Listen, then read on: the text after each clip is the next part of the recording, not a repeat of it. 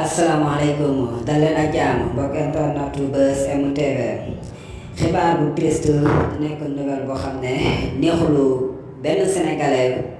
muy divorce ki nga xam ne moo di Soumboulou Bathily ak ki nga xam ne moo di Abdoulaye Diop Khass mu nekkoon mariage boo xam ne neexoon na sénégalais yi lool amoon nañ ci ak mbégte waaye nag dégg nañ si ay xibaar yu jot ne divorce am na seen diggante.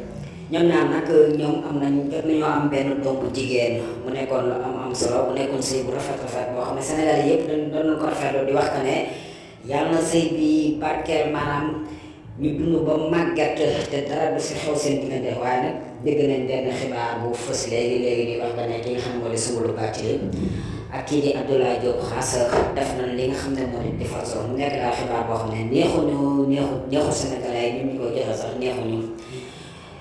waaye nag noonu la maanaam sëy ak divorce ñoo ànd